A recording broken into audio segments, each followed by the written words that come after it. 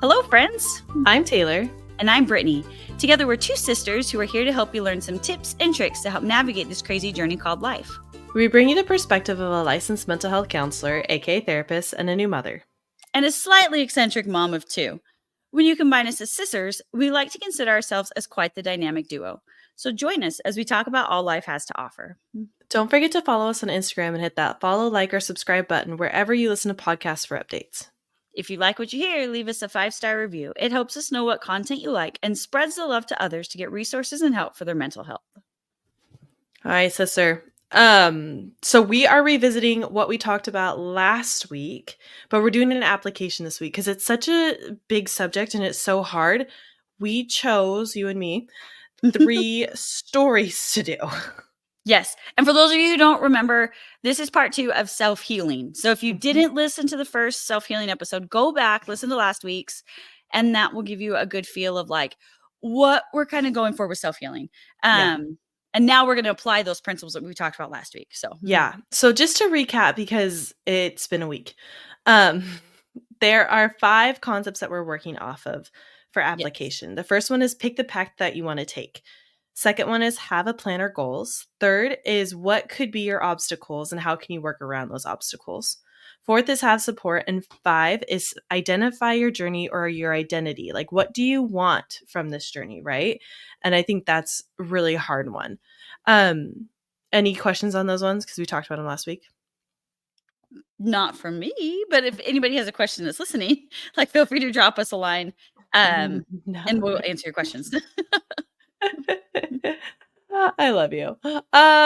So the first story that we chose, Britt, is drumroll. Cinderella, night and day, Cinderella. Oh. Remember the Brandy version of Cinderella? Oh my gosh, that was Whitney Houston. I loved it. Things are happening every Such a solid one. That was so fun. And the other day I did call my son Cinderfella, and he thought that was so fun. Oh yeah, do you remember that show? They used to have it at, I think it was Disneyland, where they did like the in the that frontier. Was in Jackson Hole. Oh, that's right. That one was so funny. It was the Bar J Wranglers in Jackson Hole. I don't know if they're still around or not, but I don't know. So we're banking on a lot of people knowing this story. The background of the story, Britt, is okay. So the basic overview of Cinderella, just as a refresher, Cinderella is a beautiful young girl. Her mom died when she was little. She was super close to her dad. They had a great relationship. And then her dad dies suddenly after he's just been remarried. So she is left with this evil stepmother and her 2 daughters, Drizella and Anastasia. And they are horrible. I know. And they're horrible to her. So rather than treating her as the beautiful girl that she is, both inside and out, they make her work and slave for them. She finds an opportunity to go to a ball. A fairy godmother comes and it's all magical and impossible things happen. And she goes to the ball and she looks beautiful. And she falls in love with the prince, loses a glass slipper, and he finds her with her glass slipper. But there's like an epic moment where she stands up to her stepmother and comes down the stairs and is like, no, I am really the person that she belongs to. She tried to lock her up in the attic and hide her away. And Cinderella stands up for herself, like, which is an epic pivoting of the story, right? To get her like the ending that she really wants. Because at the end, she had to fight for it, even though she kind of got like this fairy godmother and everything happening for her. She at the end had to do it herself and stand up for herself. Nobody could do that besides her. Yes. So we had mentioned some key actions or behaviors from the last episode. And we're going to kind of look at how Cinderella applied those in her story. The ones that I had pulled out, and there's going to be others too, right? But it's forgiveness, self-compassion, positive self-talk, gratitude, mindfulness, and taking care of your physical body. So Britt, what do you think was like, and these are just like a list, right? There's a lot more to self-healing and actions and behaviors just besides this. This is like the top ones. What was like a big pivoting point for you when she finally was starting to do something for herself? Oh my goodness, my brain was like stewing for a second. Okay, a big pivoting point when she decided to do something for herself. She had like encouragement from kind of some of her little friends and stuff, right? Yeah, and Like the Disney one, it's Gus and his little yes, and little like fat mouse. birds and like yeah. Mhm, So they totally encouraged her to do something for herself, and she finally decided like, yeah, I can do this. mhm. And I think she kind of had to come to that realization on her own, obviously, because they were kind of trying to push this, and um, I think it was just with that positive peer pressure kind of like these ones that loved her even though they were rodents in the animated one, but like they like pushed her forward. And in some of the other versions it was maybe it was like a friend, like I'm thinking like the Hillary Duff version, Yeah. or like Ever After. I think it was just her own memories and like going back to like the Mhm. things that she had read, and she had to pull it out of herself for who she really Well, was. in Ever After, it was her going to protect the husband of one of the house servants that was being Yes, sold. but So she it had was read like Utopia and stuff so many times yeah, but that she she acted because she was trying to keep a part of her support system, yes. which Yeah. is cool. But it still was something that, like, came from inside, and I Yeah. think that that was great. Like, that motivation from wherever it came from, like, the little inner voice of, like from, like, your inner childhood or a friend nodding you, like, pushing you along. I kinda think that's where her pivoting point was. I think it's cool though because you can see a direct correlation to this outside support, whatever it may be, or external factor that's driving them to do something, is immediately triggered by, in the Cinderella story, a physical expression of empowerment. She goes and puts on a pretty dress, and every single one of them, she goes and does something for her body after being so treated poorly from external factors, right? And if you notice in a lot of these stories, when they're tearing people down, the first thing is they'll put them in rags, they'll demean their appearance. Like, the Oh, first yeah. thing that people attack is your external hardware because they know that it wears on your body for so long. And I think that's something that's interesting because, like I said, it was a concept our mom taught us from when we were little, but being a therapist now, I can see the depths of this concept has for healing and empowerment is how you treat your own external body, how you treat like this really does matter in how this processes your worth. And the Mhm. minute that Cinderella was encouraged by her little friends to go and do one of her mom's old dresses, and then same and Ever After and all the stories and renditions, it's like own how pretty you are, own who you are, and everybody has their own version of pretty, right? So it doesn't have to be typical, but own how what makes you feel pretty inside and reflect that to the external world, and you're going to automatically feel better about yourself. And then when they're torn down, because she was torn down, she Right. had the support of a fairy godmother or people taking care of her, or people wanting to help, and other people will continue to do that, right? So I think it's almost like if we were to take these concepts, you can see like that external support system. Then you see that acting and empowerment of behavior, and then that positive self talk, and then that, like, I can do this, I can go and help people, and then that taking care of your physical body expression. And then you can see like this forgiveness of themselves because it's almost like in this process, I mean, so complicated to go and forgive your abusers, right? Like that's a It's so totally hard, different yeah. subject that is so individualized, and with Yeah. trauma, such a hot mess. But I think there's a point too where it's like you have to forgive yourself to be on this healing path. Forgive yourself for the pain that you've been through. And then some people are even like, well, how did, like, Cinderella's really, and all the stories really pretty, and then she's like, well, how did I let myself not take care of my body? And that's like a forgiveness process for her, right? Of like, it's Mhm. okay that I've ended up in this spot, but I don't want to continue being in this spot, and I'm going to move forward. And that's Yeah. where you can really see her healing path come, is like she's forgiving herself for whatever like position she's been in. And that's sometimes the best forgiveness in these kind of stories, is like let yourself own who you are, and it's okay.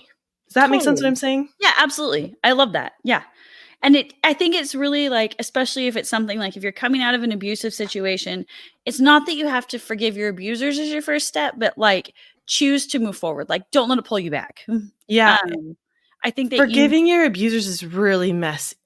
and that's gonna It's look different for everybody. Like I was and talking to it's a not friend even recently yeah, about this, but yeah, um I think it's just important to remember, like, for your own, like, don't let what had happened to you from your abusers define you. Like, yeah, find that worth. I love too that in all of the renditions that the dress came from her mom. Like her mom mhm, wasn't there anymore, but it was kind of like that whole like we're a part of a bigger picture. We have this whole like ancestors, and you can see this in so many cultures just throughout history that mhm, we are not alone.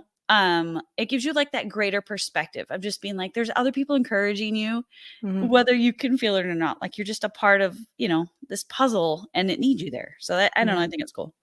I think it's pretty because it's like if you think about how your mom would treat you in that moment, at least most moms, I mean, I know there's always an exception, Yeah. but like what I would want to do if I wasn't there for my baby is to pass on something to make them feel wonderful and so important and so loved, right?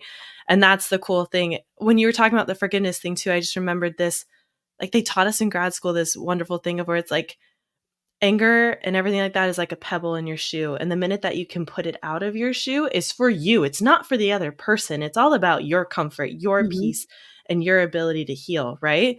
Well, And you know it's where they not thought of saying, that is 'cause of Ever After. Mhm. what was that? No one That's right. left a pebble in their shoe. Oh my goodness. So terrible. Yes. Yeah. So like ever after wisdom. And it's like, this isn't anything about like them. Like you don't need to do anything for them. They are the ones like the stepmom was terrible. And you know what? Like at the end, I think she even was like, I forgive you for me, not for you. Exactly. Like this is about me. Yep. And that's where it's like, that's how it should be applied. And it should be applied where it's like, this is my journey and this is for me, not anything about like you need anything. Yeah. Um, so I think that's where you can see this like beautiful story of all these things happening. And Cinderella was always very graceful. I remember it's like, um, what's the Disney one's motto, Brittany? What? Always it like be brave to be kind. There's like the live action one where like they For have a quote in there. for No, it's not. Cinderella? Yeah. Um Oh, be brave and be kind. yeah. Oh, have courage and be kind. That's what it is. Have courage and be kind. And I think it's cool cuz you can see that's kind of like her motto, but it's like that is a very mindful thing to be. You know what I mean? Like where you're intentionally choosing to be kind. Yeah. And not letting what has happened to you define you. And she Mhm. did stay in that rut for a while, right? Like she allowed her not allowed herself, but like she was stuck in She that. got hurt so badly, Yeah. she got stuck, She right? got And like stuck. Yeah. and And then I it took that encouragement and that like that sense of just like her self-worth to pull her out with the help of, mhm. I'm a part of a bigger picture. People have loved me. Like, I don't forget think it. I think that's where at the end of the day, that's where I hear a lot of clients get stuck of how or why did I let this happen, right? And that's where I'm saying that forgiveness component comes into play for yourself of have compassion and kindness for yourself because the Yep. journeys that we go through, the pains that we have are extremely difficult to overcome. And let's be honest, like nobody is you in that moment. And to have other people judge or to assess and for you to sit there and say, I should have or could have, like it's hard enough to handle life in order to pass out other judgment, especially yourself with negative talk. Let it go. And that's where you can start to see her shift from I'm no longer going to let myself stay in this spot. I'm going to progress because I want to. Right? And it's Yeah. you can see her come to life again and it's amazing when you can see people come to life again because they've decided that they're ready to move on. Yeah. It's like super inspiring. Mhm. Um, who knew this movie that we had always watched for, from the time we were teeny? It was a story we've heard and the different renditions or yeah. I know you hear it so much, and I think the reason why people liked it throughout time is because it is a rags to riches kind of story. But Yeah. we Well, it's like a to story see of this hope. beautiful, yeah, yeah, Yeah. Of like self-hope, like, yeah, like you had said, it's just that positive, just I don't know, remembering who you are and why you're important and that you can be beautiful despite your circumstances. mhm. So, okay, we're ready to move on to the next one. Number 2. Number 2. This one happens at P. Sherman Wallaby Way, Sydney. We're Oh my going. goodness, Nemo swimming out to sea. I touched the butt. Yeah, that's my favorite line. It's Nemo swimming out to sea. We watched that with Banks for the first time the other day, which BT Dubs he loves because he's a water boy. And it was hilarious. He was Cute, like totally into it. cute, cute, He cute. likes Arlo too. Good Dinosaur is a hit in our house. He's a So. Pixar kid. Oh yeah, Yeah. yeah. So Okay, so if you Nemo didn't is our know, we're second talking one. about Nemo. Finding Nemo. Um, okay, so the basic story of this one, I guess, is if you haven't seen it, it's been a while. Nemo's mom is dead. So again, he's with his dad. And Pause. what? You should say it like Olaf. Oh, Just joking. her mom died. I was like, I can't believe you If you even said guys haven't seen Olaf shorts, they are hilarious. that. Yeah, the Papa's Olaf an for them emaciated are shrimp. so funny. They're so I funny. think he did Nemo. Don't quote me on that. No, I don't remember. Okay. Sorry. So Marlin's wife and all of his kids except one, which he had like what 100 eggs in there, Oh, that's right. all So many got eaten by babies. this mean barracuda. And it's really sad. So he was like a really pretty happy normal fish, it seemed like, with his wife before, and then very very scared after, which makes sense. Hello, major trauma right there, right? So Mhm. he was trying to protect his kid, trying to keep him safe. Nemo goes to school for the first time. Nemo tries to go touch the butt. He shouldn't touch the butt, which is the boat. And gets taken by a scuba diver who thought he was being nice. So don't steal no fishes from the sea, people. Um, and then Marlin goes on his way to try and like save Nemo and bring him back home because that's his only thing. He meets Dory along the way and he gets like meets sharks and all these crazy things, right? Yeah. And he really has to overcome his own, like, what's it Fears. called when you wanna be home all the time? Agoraphobia? Yeah, he definitely like developed that. I mean, he has like clinically he has major trauma, Yeah. right? And he definitely is very very scared of the world as a result of his trauma. High anxiety levels, very rigid in thinking, makes sense. But Yeah. then he pairs up with a fish that has zero memory and loves people. So, um Oh, yeah, Dory. it's a great pairing. Spoiler alert, if you haven't seen the movie, sorry. They make it back home, all of them, and they are all friends. So, Yes. that's pretty good. They find Nemo. Mm. Yeah. So, where do we start with this one? Because it's definitely something I think we all relate to, of something scary or bad happens in our life, and then we are trying to figure out how to be okay after, right? Like, Yeah. and trying to figure out our way to make it through this world again. And I feel like this is a very relatable story for all of us in a different way.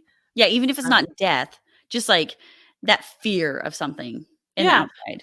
Well, I mean, like when I was 5, I had to go to the doctors regularly. We checked for cancer, right? And after that, going to the doctors and that was regularly. And I didn't understand it because I was 5, and that was till I was 11, and I was going all the time, and that was like going to the doctors was extremely terrifying. Even now, I'm 30, I've worked through it, and I had to bring everybody to my pregnancy appointments because I was too high with my blood pressure every single time because I have white coat syndrome now. Um, so, I mean, there's always like some journey that we have where it's not the same as poor Marlin's, but it is like there's some situation that has happened that's confirmed our worst fears. And then we are having to push forward in our life and how we can handle it. So, where do we start with him? Okay, I guess, like, first place to start, how did he heal from this, Tay? Like, how did Marlon find healing? It wasn't easy. He He was was pushed. resistant, He like was pushed. Like, yeah. and I think sometimes this is the hard part is exposure therapy. Like my analogy with the doctors, I had to go to the doctors. I could never not go again, right? But the more that I did it, the more I'm like, okay, my worst fears are no longer confirmed. And for Marlon, the sea was scary. Like there was a lot out there. He didn't know what he was going to have or what was going to happen. And he just, because of the situation, because of love, like a greater motivator. And you have to remember, fear is such a strong motivator, but it is not all empowering. There are a lot stronger ones, right? Right. Love, connections, relationships, families. And that's what you have to use to continue to override that initial one, which is fear. Fear seems strong, but fear is actually pretty weak and can break pretty easily.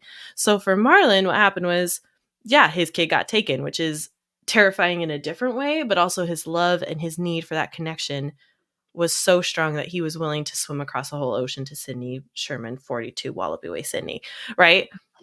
Um, and that's where it started for him. Then he paired up with people, so his supports were huge for him. Dory was a very unlikely pair, but a great pair. Yeah, and he was definitely still resistant even when he, like, met these Oh, people. yeah. Yeah. Yeah. But it was repeated, like, over and over. You see one situation goes up and then the other one comes down, and they meet sharks, they go through jellyfish, they meet turtles, shoot, I don't remember all of them. I just know, he The thinks deep, he's dark, Nemo's scary dad. fish and, like, the yeah. Yeah, yeah, the fish that, could just keep swimming. Yeah, or, like, Um jump into the seagull's mouth or the pelican's mouth, like, to get Uh-huh. it, like, that And was they were in a scary. whale after they talked whale. Oh, that's right, yeah. I mean, I you've mean, seen it more recently than I have, but there's some pretty epic stuff there. So, I think that's where, you start seeing that he opens up more as the movie goes on because he was forced to, and that's called exposure therapy, honestly. Um, where we show in repeated efforts that the fear that you have is no longer as much as credible as you once gave it. There's a possibility that there are zones that, um, can, yeah, Yeah. be opened up. I think yet again too, like this is another reminder, like Cinderella, that the people that you're around, those connections that you make, can really have an influence on your perspective. Mhm. So when it was just him and he was like fussy Gus and whatever, like nobody touched my kid, don't look at us, and And then all nobody of a was there to sudden correct him. Yeah. nobody was there to correct him, or he just pushed them all away, right? Yeah. And like he just needed that right friend to be like, Mhm. just keep swimming, just keep swimming. Like that positive self-talk, like teach you Mhm. love, teach you gratitude, like all of these things. Like Dory was such a great example for him as a friend that Mhm. was able to teach him these skills to like instigate his self-healing. And I think that's such a good reminder for all of us. Like if you're on this journey of self-healing, what are you surrounding yourself with? Are you surrounding Mhm. yourself with people who lift you up? Are you surrounding yourself with people who lift you down? Well, not And lift you up. what are the messages that you're allowing to live in your head rent free? Like, what do Yes. you think is, and what are you using to confirm? And we had to be reminded of this all the time, is there's a confirmation bias, meaning we are leaning towards one way. Like, I everybody on the planet can tell me that the doctor is safe. Like, yeah, okay, I know, like Yeah. I logically know, but I don't feel that until I feel camaraderie, until I took my mom, I took my husband, like anybody, even though I loved my doctor, it was still, and I love her still, but it was still, I needed somebody else to physically feel safe. And that's where sometimes it's that group that you have, but you also have to remember there's a dialogue going in our head. Sometimes we can get it out, and sometimes you just need another person to get it out for you. And that's Yeah. okay. Yeah. And on your journey to self-healing, just remember, like, it's okay to reach out to friends, even if you haven't always been super social in the past or whatever, kind of Mhm, like Marlon was. Like, go find people, go find your mhm. people, and like, go find the right people who will lift you up. And I think that's like awesome to remember. I think it's interesting too, because you can see how much Dory used positive self-talk, like the just keep swimming and everything will be Oh, fine. And I yeah. remembered something finally. And everything was like a epic win for her. And Marlon, everything was an epic fail. And you can see Yeah. how the positive self-talk really determined their interpretation of the situation. And then I remember him trying to get through the jellyfish, and he finally made it a game, finally made something great. And it, Mhm. it did work. But then, I mean, the outcome was Dory got stung, which was really sad. But it was cool because he finally broke through and saw that her positive self-talk overcame really negative situations, and it can continue to do that. Yeah. I love that. Mhm. So that story ended up turning out good. Cinderella ended up turning out good, and they were both, you can see the paths of healing that is amazing. But then we thought that it would be interesting to look at a path where it went a little askew for somebody. So we chose Maleficent. dun dun dun. Maleficent was definitely not a person who surrounded herself with those people with a positive energy. She allowed her internal dialogue to really get the best of her. So if you don't remember Maleficent's the villain from Sleeping Beauty, and she Yeah. has her own story. Yeah. So if you haven't seen like the origin story, it's with Angelina Jolie, and it tells like the background of how Maleficent became Maleficent in Sleeping Beauty. Spoiler Um, alert, she goes bad. yeah, in case you didn't know, Maleficent is a villain. In Like case you probably didn't one of know. the worst villains like at She's Disney. usually the leader. Yeah, that's Yeah. how Disney usually portrays her, at least. Yeah. Yeah. But she was really hurt. Like she was like I don't remember what she was exactly, a fairy A or something, but she had fairy? these like beautiful wings and Mhm. she could fly, and she was beautiful, and she'd fallen in love, and she was betrayed. And the man that she'd fallen in love with cut her wings off, and this made her so upset. And all she wanted, like she just really gave into all of her pain and her anger, and everything just turned into like betrayal and revenge. And like the rest of the story was really just her trying to get even for his ultimate betrayal, which was horrible. I'm not justifying what he did, but the way she responded was so different than the other two we talked about. So, I think it's really sad because you can see how her life became super dark when she gave into the dark feelings. And it's all justified feelings. However, she gave a lot of power to him. And I think that's the part that makes me the saddest, is because when people are hurt and when we're wounded in life, like Totally valid. Yes, you should be hurt. You should be all of these feelings. However, how much power are you giving that person that did that to you to continue to shape your life in the for the future, right? For Yeah. me, I mean, and yes, we've all had this, but it's like, do you want that person to continue to influence you or do you want to have a separation of it? And for her, she was just so stuck in her anger and her pain that she couldn't see that he still had control of her life. And that's where you can see the choices that she made, right? Instead of going down the path of like, of trying to like give herself peace and give herself healing, she went down the path of revenge because she was so angry at this person. And Yeah. that's where you can see her whole life came dedicated to him, which is interesting because it's like, well, he's the one that hurt you the most, and yet you're still so dedicated to this person. Yeah. Wouldn't you want them like totally gone from your life? But I can see why she would choose what she chose. It's just she chose some opposite coping skills. Yeah, like extremely opposite. And then, Mhm. like, if we use Cinderella versus Maleficent, right? There were times Mhm. when Cinderella, right, was like, I'm gonna pull myself up and I'm gonna go to this ball, right? Like she stood up to her stepmother and then it got destroyed, right? Like Mhm. all And of it her was hope, cruel. and Yeah. it was cruel. And they ripped her dress and they shoved her in the basement and they, like she Mhm. was pushed down. And in that moment, Cinderella could have just as easily have become Maleficent because Mhm. Maleficent tried to become better and then she was pushed down, right? So at Mhm. this point, like you have these two different things, but then where Cinderella was able to be lifted up by somebody, she was able to find another reason to move forward. Mhm. And Maleficent just found another reason to like stew on those thoughts. Yeah.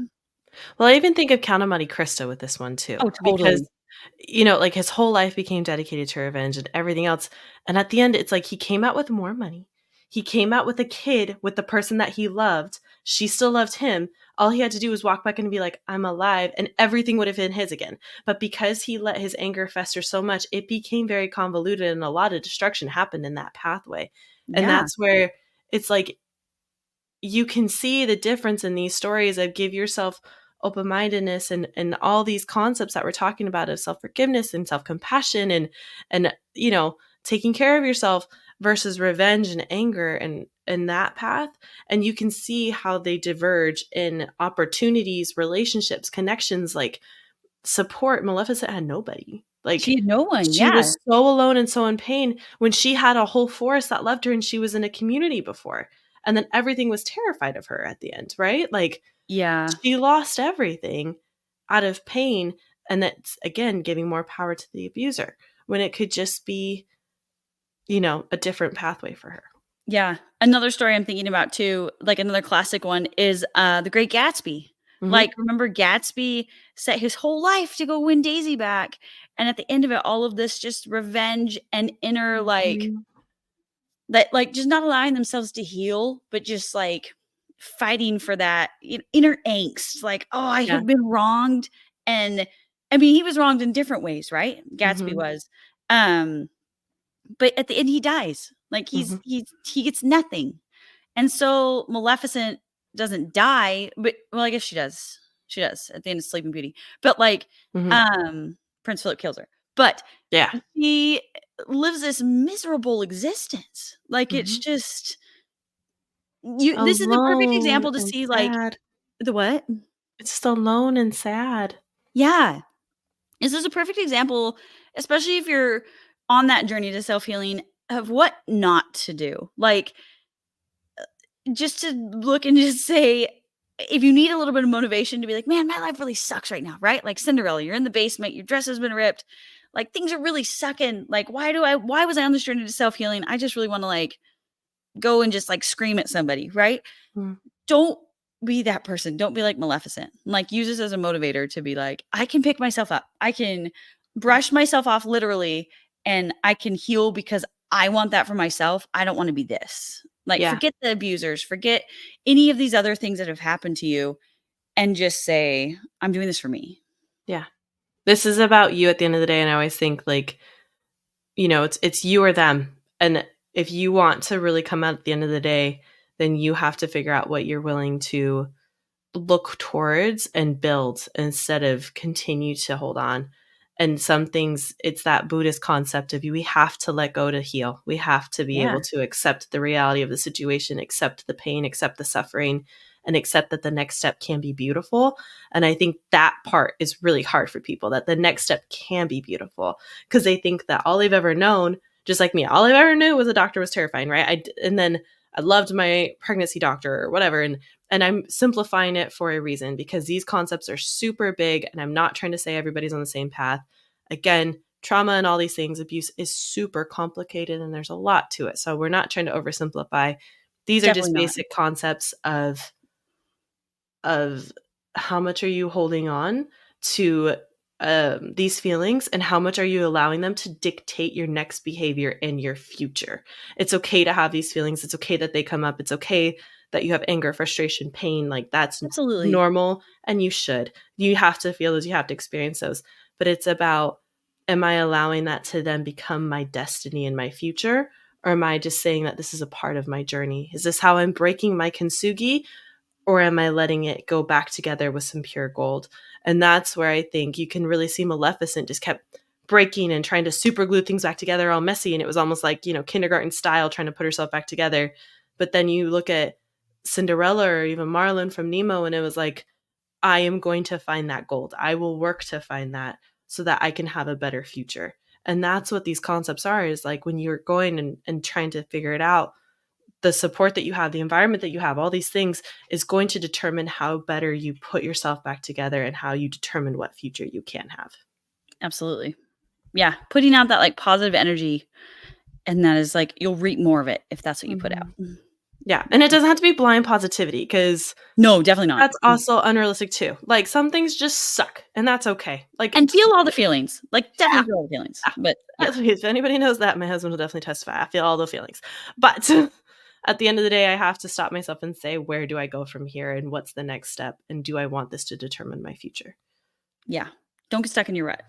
But yeah, exactly. These are good reminders. So we'll go over one more time, like just those like steps that you can take, the 5 points that we want you to remember if you're on a journey to self-healing. So the first one was pick the path that you want to take. And the second one was have a plan and goals. The third one was what could be your obstacles, and then how can you work around them? Don't just use your obstacles as a stopping point. Find a solution. I work with that with my kids all the time. Number 4 is have a support. And number 5 is identify your journey or your identity and what do you really want. So these are a great starting point if you're working on this. So start with the empowerment, and from there, a lot of these other things, the actions and behaviors, will come into play. The self-compassion, positive self-talk, gratitude, mindfulness, taking care of your physical body, and forgiveness of yourself. They will all come. Yeah. If you just start walking down that path of self-healing, like at least you're on the path. It starts to come more than you think it will. So yeah, I love that. All right. Well, thanks for the hope, Tay. And thank you for listening, guys. Feel free to follow us on Uhane Counseling. We'll be posting our reminders of these steps and resources that we'd mentioned in the first episode. And we'll catch you later. Thanks. Bye.